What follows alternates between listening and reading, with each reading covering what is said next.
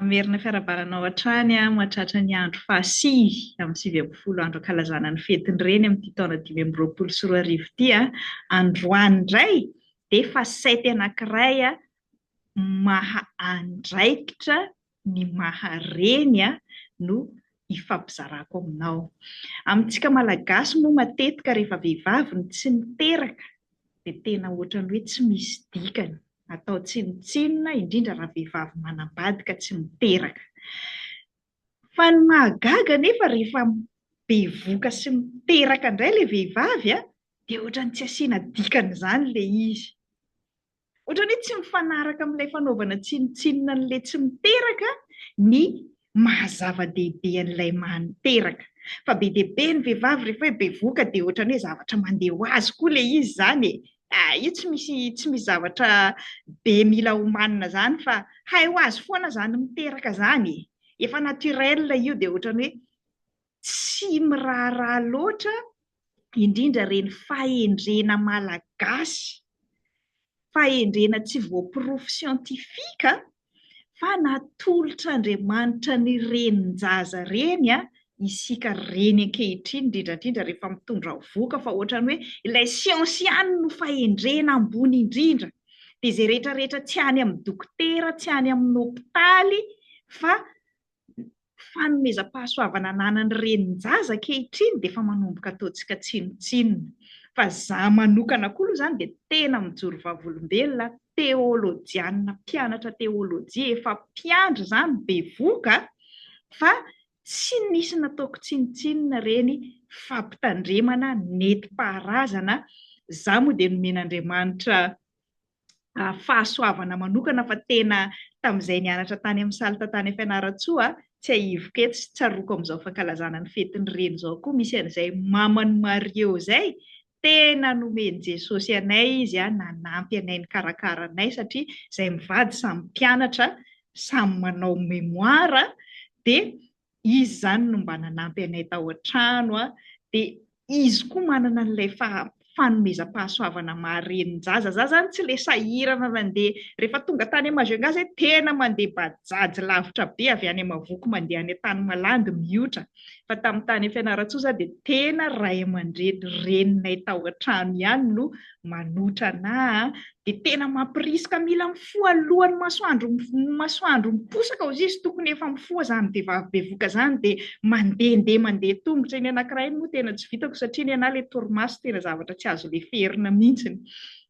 Azoko atao tsara ilay miaro torina hatramin'ny firy alina fa ilay mifoha maraina tena avy dia efa journée-ko iray manontolo misalebolebo rehefa mifoha maraina dia iny izany aloha tsy tratra ilay mifoha maraina raha tsy efa taty amin'ny faraparany taty. Fa androany indray dia te hizarazara isan'ireo hoe zavatsoa tsy voazavan'ny siansy tsy azoko akory ara ny antony fa isan'ny inoako fa isan'ny tena nanamora ny fiterahako araka ny nijeroko vavolombelona taminareo teo 30 minitra fotsiny ny travail ny contraction dia tonga soamantsara ilay zanako satria tena najaiko atsakany sy andavany tsy misy maperta akory anie ilay izy ary tsy misy hoe finolom-poana sy fanompo-tsapy fa izaho izany dia tena nafarafara mafy hoe tsy mahazo manjaitra ny vehivavy bevoka hono fa manjary mihidy hono ny tsaron-jaza dia tena tsy nandraitra nandritra ny 9 volana fotsiny koa ilay izy fa tsy mandritra ny androm-piainanao iray manontolo tsy mahazo mamaky atody hono dia izy foana ny asaiko mamaky atody dia izaho mahazo mikapoka sy mahandro anazy rehefa be eo tsy mahazo mipetraka ambaravarana hono fa manjary voatohana ilay zaza tsy mivoaka malaky avy tao dia tsy mahazo misotro rano amin'ny tavoahangy hono fa manjary mandondoa lava ny zaza ty moa dia tena hitako mihitsy ny expérience ny zandrinay satria izy tsy nahalala dia misotro rano amin'ny gourde foana satria zandrinay koa mpianatra teny amin'ny université koa izy 4e maneny bevoka dia mitondra rano amin'ny gourde dia tena mandoandoa lava ny zanany tsisy fanazavana lôjika izany fa dia tena izay fotsiny tsy mahazo mamofy sakamalao hono fa manjary misimisy an'ireny ohatran'ny sakamalao mivontovonto ireny amin'ny tanan'ilay zaza. Mino fa maro be ny zavatra ohatran'izany ohatran'ny ridicule izy amintsika izay andevozin'ny siansa ny saintsika fa tsy misy mahaperta akory ny manatanteraka an'ilay izy na kely aza Fa ankoatran'izay koa nefa tsy mijanona amin'ireny le hoe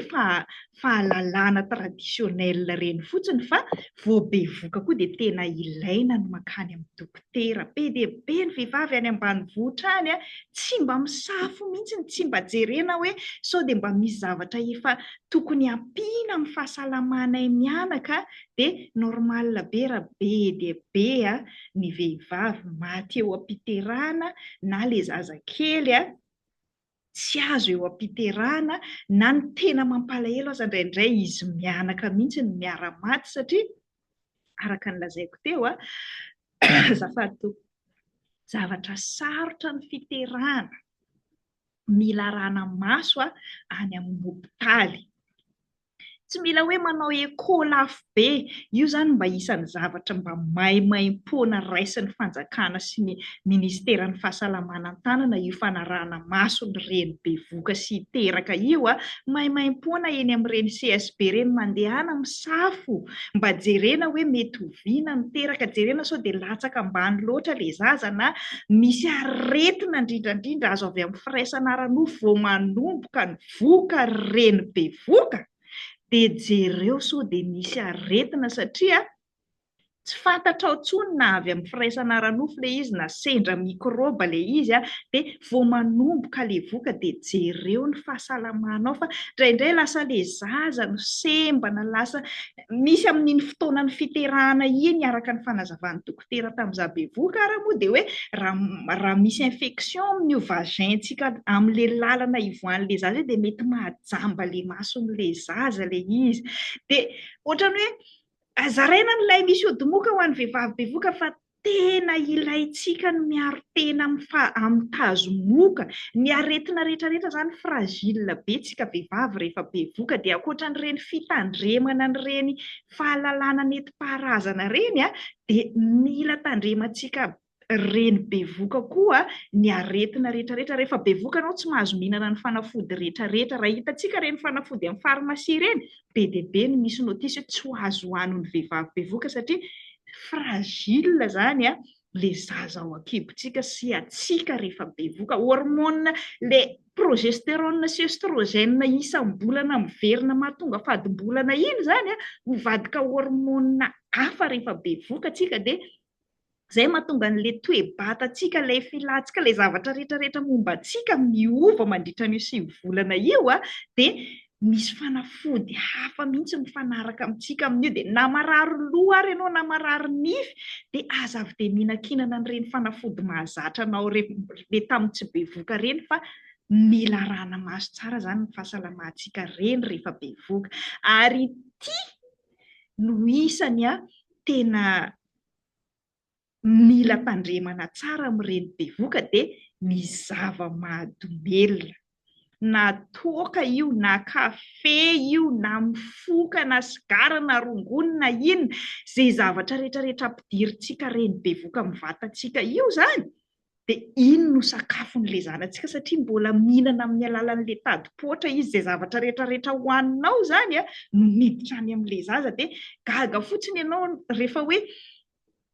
isaorako an'ny mamanay moa zany, isaorako an'i Jesosy mamanay tsy mba mikasikasika toaka zany izy hatramin'izao, dia ohatrany tsy mba mandalo aminay zany le hoe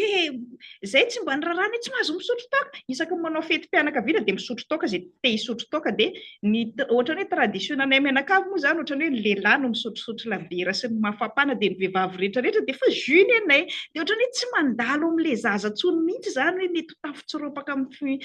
fitiavana zava-mahadomelina zany satria étranger amin'ny vatany tsy filana ao anatiny ary amin'ny maha-mahadomelina anazy na dia mbola ao an-kibo izy efa zarinao toaka ohatra na sigara dia normal izy raha mbola vao zaza adolescent kely mbola tsy ampy taona akory aza dia efa liana amin'ireny satria ilay reny bevoka tsy mitandrina. Dia mila fitandremana koa zany ilay mahareny, fa tsy hoe titra hoentina mandehandeha fotsiny hoe reny,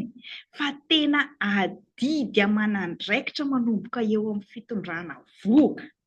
Ilainao no efa mitaiza sady ny fony io zanakao io dia mbola ao anatin'ny kibo ao. Za zao dia tena isanazy torohevitra hoe mandehana misaika any amin'ny ranomasina dia mila topatopahana iny onjan-drano iny ho an'izay eny amorontsiraka ilay zaza raha mbola ao anaty kibo amin'izay tsy dia taitaitra be, tsy ilay moramora taitaitra ireny rehefa teraka avy ao. Anatin'ny Covid zany bevoka araka ny efa nilazaiko iny tsy afaka tena hoe mandeha any amin'ny plage izay tamin'ny tany Majunga dia eo amin'ny village eo. Village zany tena malaza mamono olona tsy azo tena androna fa tena eo amin'ny sisiny kely eo mila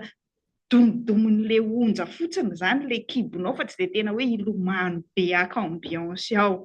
Dia zavatra be dia be ohatran'izany zany